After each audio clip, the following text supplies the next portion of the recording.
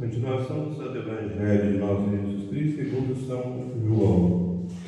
Naquele tempo, passou Jesus a outra margem do mar da Galileia, que é o de Tiberíades, seguindo grande multidão, porque via as maravilhas que ele fazia aos que estavam enfermos.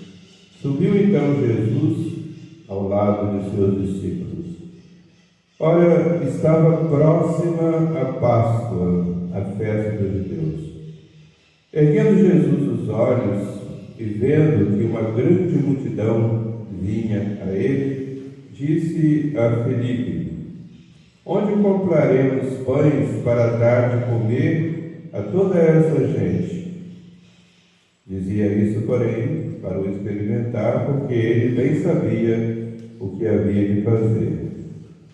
Respondeu-lhe Filipe: 200 dinheiros de pão não bastariam para que cada um deles recebesse uma pequena porção.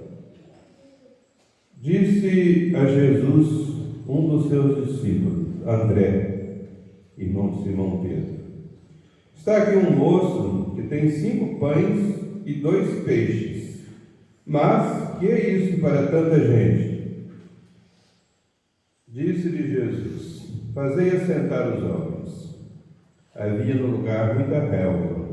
Assentaram-se, pois, os homens em número de quase 5.000. Tomou então Jesus os pães e, havendo dado graças, distribuiu-os aos que estavam sentados. E igualmente distribuiu os peixes, quanto eles quiseram. Quando já estavam fartos, disse ele a seus discípulos: recolhei os pedaços que sobraram, para que se não percam. Recolheram-nos, pois, e encheram 12 cestos de pedaços dos 5 pães de cevada que sobraram aos que comeram. Vendo então aqueles homens o milagre que Jesus fizera, diziam: este é verdadeiramente o profeta que deve vir ao mundo. Mas Jesus, sabendo que o viriam buscar à força para o fazerem rei, fugiu de novo sozinho para um monte.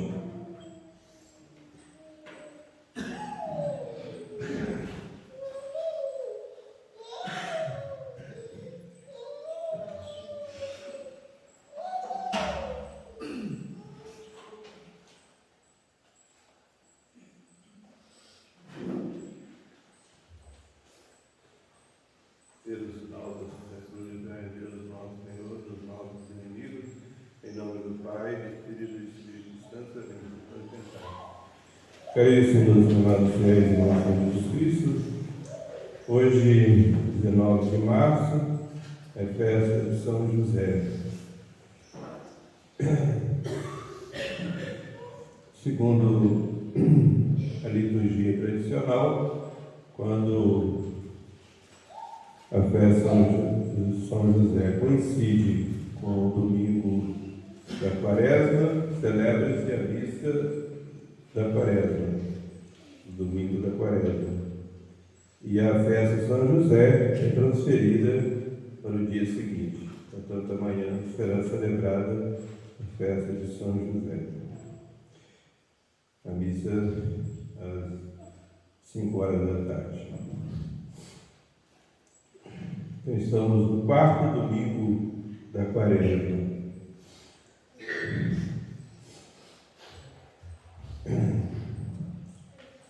Quaresma, como todos sabem, é a preparação para a Santa Páscoa. Estamos na metade dessa preparação. Esse domingo é todo especial, é chamado Domingo Lectare, uma palavra em latim com a qual inicia a missa de hoje, o introito, que quer dizer alegrai-vos. É uma passagem do profeta Isaías, no capítulo 66.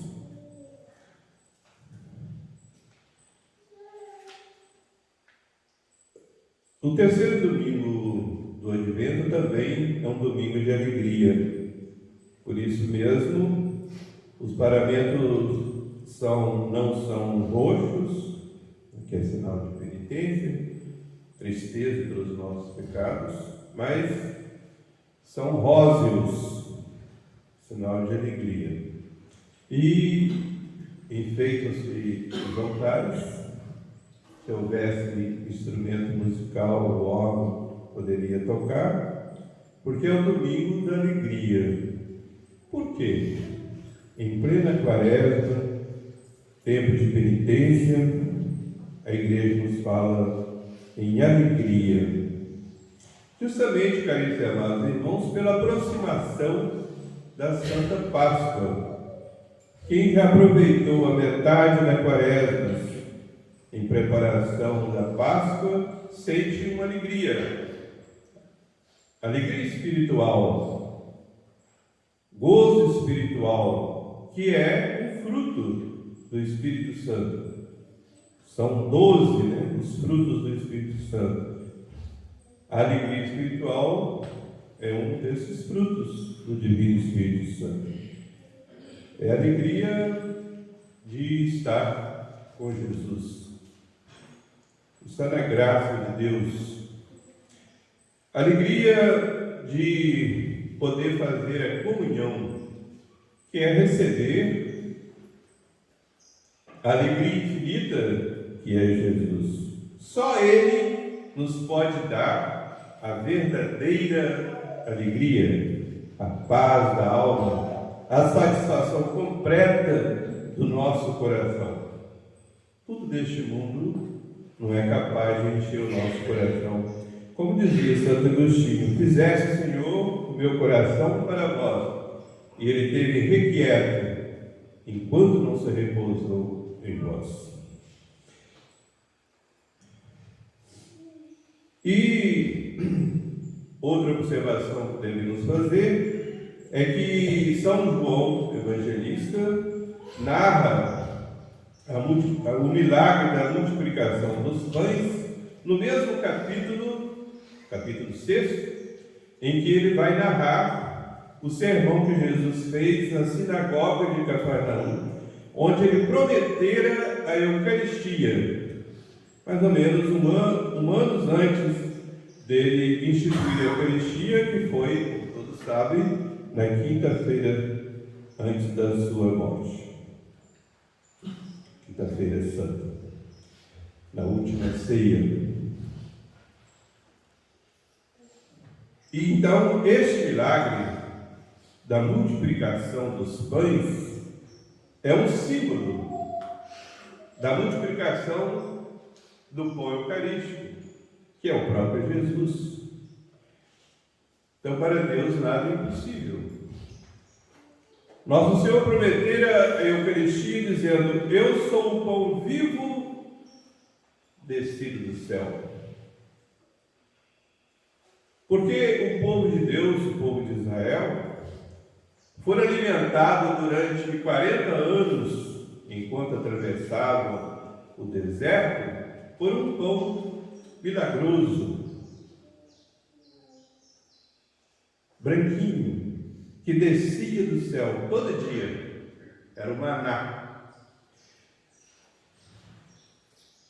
E Jesus fez questão de dizer para o povo que estava ali na sinagoga, que era a igreja daquela época: vossos pais comeram o pão descido do céu, o maná, e no entanto eles morreram. O verdadeiro pão descido do céu sou eu, disse Jesus.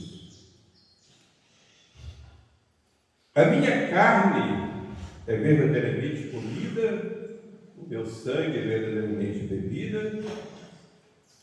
E quem comer a minha carne e beber o meu sangue terá a vida eterna,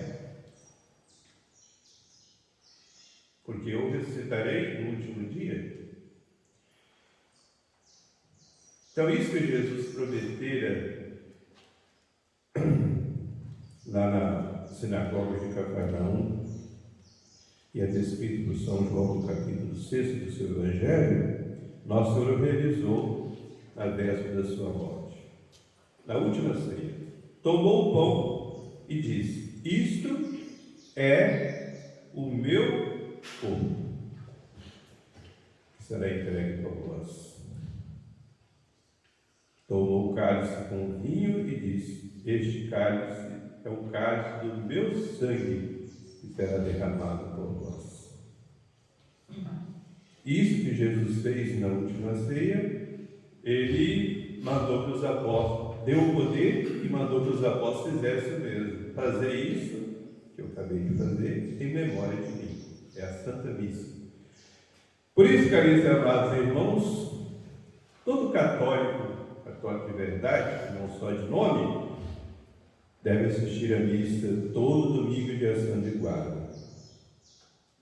E, pelo mandamento da igreja, terceiro mandamento, comungar pelo menos uma vez por ano. Pelo menos uma vez por ano. Esse pelo menos vai dizer que é aconselhável que comungue mais vezes, mas pelo menos uma vez por ano, pela Páscoa da ressurreição de Jesus. Então, nós estamos nos aproximando da Páscoa. É preciso já tomar essa resolução. Eu vou receber Jesus e fazer a minha Páscoa. Mas, caríssimos e amados irmãos, Páscoa é passagem. Se uma pessoa está no pecado mortal, ele tem que passar para a graça de Deus. Então, por isso, precisa procurar o meio que Jesus mesmo instituiu para purificar a alma de todos os pecados, para poder recebê-lo na comunhão. Pecados mortais são perdoados pela confissão, como o próprio São João, no capítulo 20, relata o que Jesus disse depois da sua ressurreição aos seus apóstolos e aos seus sucessores: recebei o Espírito Santo. A quem perdoardes os pecados, serão perdoados. Por isso, todo católico deve obedecer o que diz a Sagrada Escritura e obedecer à igreja que Jesus instituiu. Confessar-se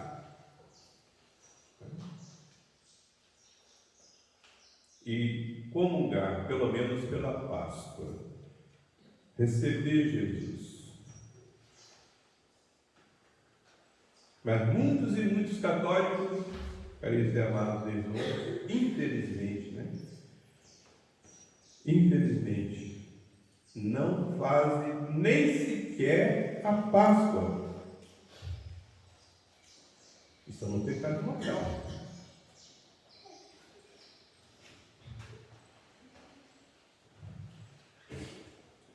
E há muitos católicos na tibieza, ou seja, comungando por rotina, por isso não progridem na vida espiritual, porque não é possível a gente receber Jesus com frequência e não melhorar na vida espiritual. Então a gente pode concluir que se a gente não estiver melhorando, a gente tem que fazer um exame de consciência para ver, primeiro, se as confissões estão sendo bem feitas. Segundo, se as comunhões não estão sendo feitas por rotina. Sem fé. Porque está acostumado. Por costume. Chama-se rotina. Quando a pessoa cai na tibieza, faz tudo por rotina. Reza por rezar, comunga por comungar, mas a fé está muito Então, é preciso também uma passagem, uma Páscoa, um afervoramento, sair dessa tibieza que desagrada imensamente a Deus. A tibieza, tanto que no livro do Apocalipse, Deus diz a um bispo lá de uma cidade, né, que estava na tibieza. Ele não estava no pecado mortal, mas fazia as coisas de Deus por rotina, sem fervor, com frieza, aquela preguiça espiritual, né? A pessoa que não gosta de leitura espiritual, a pessoa que não gosta de visitar o Santíssimo, a pessoa que vai comungar, mas sai dali como se não tivesse feito a coisa mais sublime e augusta que pode existir, que é a fé da fraca, é a tibieza. Então esse bispo vivia assim, um bispo. O que Deus disse para ele? Antes você fosse frio, quente, evidentemente, antes você fosse quente, ou então frio, mas porque você é morno, tíbio, começarei a vomitar-te de minha boca. Então, a tibieza, servir a Deus assim com frieza, como que causa náuseas ao próprio Deus. Então, na Páscoa, se a gente estiver na tibieza, a gente não pode continuar na tibieza. Tem que passar para o fervor, para uma fé mais viva, para fazer as comunhões fervorosas e não por costume. Essa é a verdadeira Páscoa, para a qual nós nos estamos preparando por mais orações, por mais penitências. Uma vez, caríssimos amados irmãos, um protestante fez o seguinte, um padre, a seguinte objeção. Vocês dizem que Jesus está na rocha. Mas eu vejo católicos que comungam frequentemente e eles dão maus exemplos.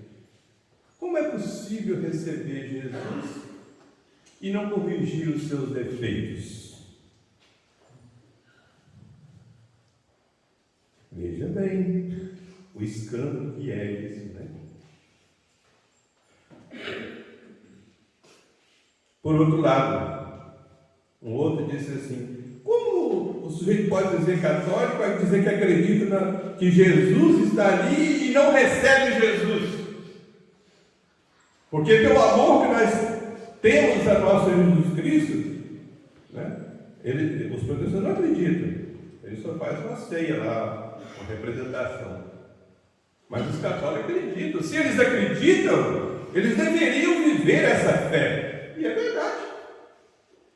A resposta é claro que, infelizmente, há maus católicos. Nós temos que olhar para os bons católicos. O que dava força aos mártires, aos primeiros cristãos, para perdoar os inimigos, para fazer bem aos inimigos, para perdoar aqueles que os maltratavam e até lhes tiravam a vida.